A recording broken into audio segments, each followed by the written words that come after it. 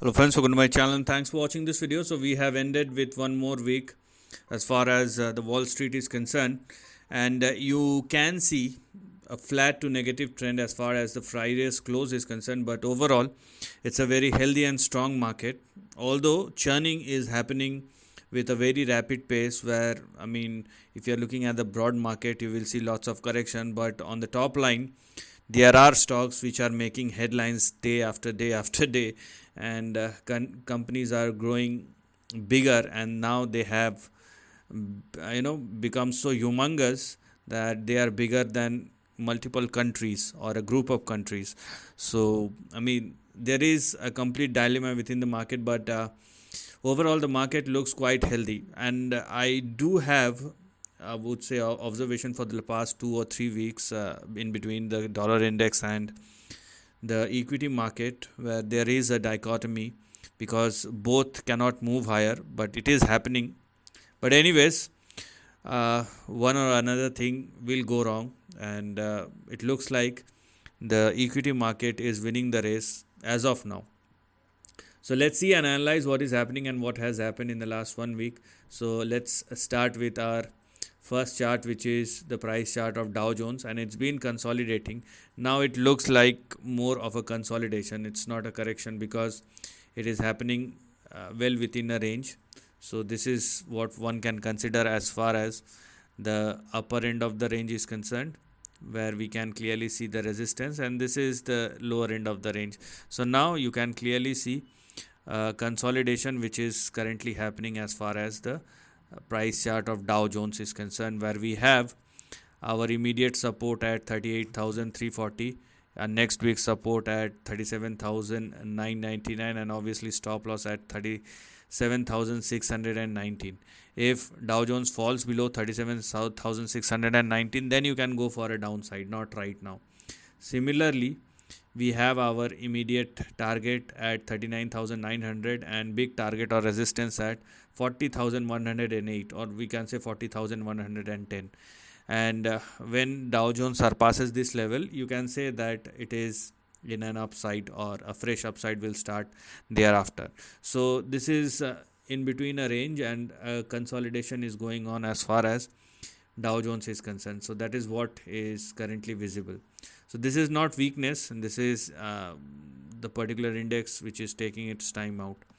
Now let's talk about the next price chart, which is NASDAQ, and NASDAQ is actually winning the race when you compare the same with, because in the last couple of months NASDAQ was a lagger, but right now you can clearly see that NASDAQ is indeed moving higher with quite some pace, and overall there is a big upside which is currently going on as far as the current price chart of NASDAQ is concerned. And here we are, this is the lower end of the range, and this is what we can have here as far as the upper end of the range is concerned. Some more to go as far as the price chart of NASDAQ is concerned, because as far as the upper end of the range is concerned, it can swing somewhere in between 18,200 and 18,600, and most probably from there it will correct within the range, or it will move something like this. Let me show it to you. It moves like this, and then a fall will happen like this. So but overall both Dow Jones and NASDAQ is in an uptrend. One is moving higher, one is correcting and consolidating, but it is happening in between a range. So it does not signifies weakness. It is just a near-term correction or consolidation which is currently happening. Now let's talk about S&P 500, and S&P 500, which is, I would say, the most stable one, and this is what one can get as far as S&P 500 is concerned.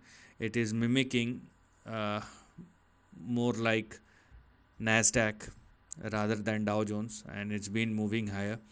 Now I have talked about all the big levels and targets for all the three major indices, be it Dow Jones, NASDAQ and S&P 500. So if you want, you can go and check the same in my channel, because price is moving or prices are moving in that same direction. So you must understand what is happening over a period of time. That will give you better direction as far as the overall trend is concerned. You can clearly see the S&P 500, and it looks the trend looks quite convincing, and we have a lot to look at as far as the uptrend is concerned, where the way the price is moving, it's obviously indicating an upside which is in between 5700 and 5800. What we need to look at is 5350, which one can consider as their support and stop loss. Okay, so don't go below this level, but otherwise the price is expanding very nicely. So the overall trend, be it Dow Jones, S&P 500 or NASDAQ, is quite strong, and they are very healthy. It looks very healthy. So this is a good sign.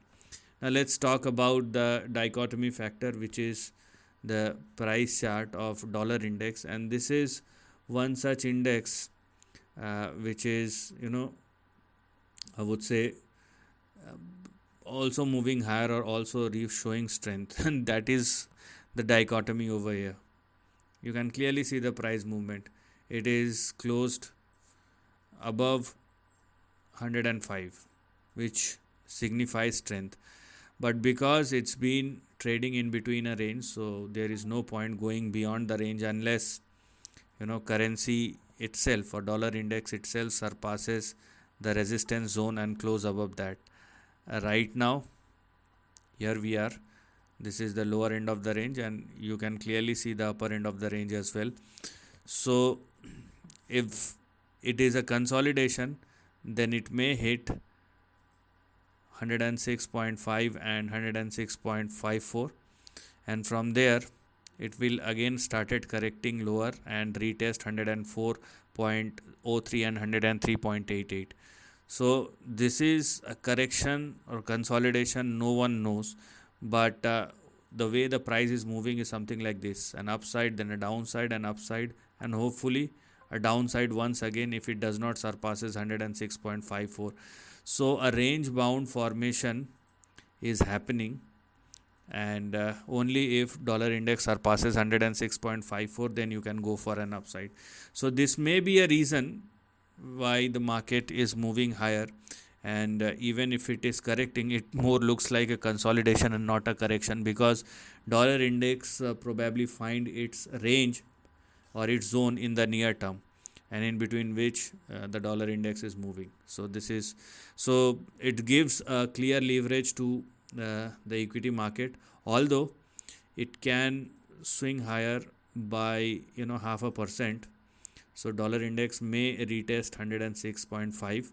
So you still have some sort of correction or consolidation before it started falling lower, and any uneven situation, let's say if dollar index surpasses 106.5 or more, that will be a different situation. So if there is anything like that happens, then you will see bigger correction or a near term correction in the equity market. Not right now, because market has already digested this range, and if it again falls lower, if the dollar index again falls lower, what you are going to see is a healthy upside as far as the equity market is concerned. So overall, it's been, I would say, a very healthy situation for the market, and the market is indicating a good scenario as far as the overall trend, or at least for the near to intermediate trend is concerned moving forward.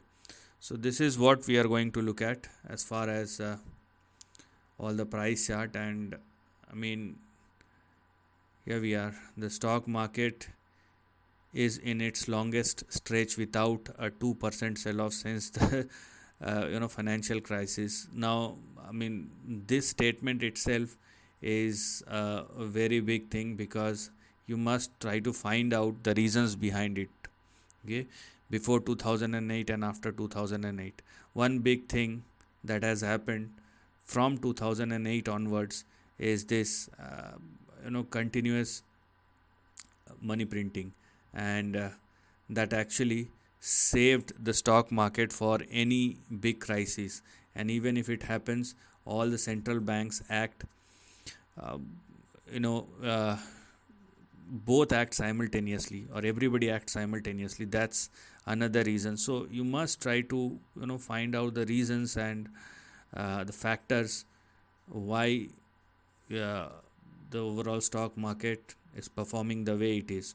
And obviously the central banks find its way out, or find their way out, to push the, or to kick the can, so that they are not getting harmed. Obviously, if you leave the market the way it is, or the way it should react, will give you bigger swings on both the side. But the market or the institutions are holding the base, and that's where the correction is something which is not very, I would say, visible. Even if it happens because of some uneven situations, that's like a one-off, and the kind of recovery thereafter uh, is going to be a very big one. So even if the fall happens, it is for the near term, and when the recovery happens, it's like a spring effect. It's really like a spring effect. Okay, so this is the end of the video. Thanks for watching.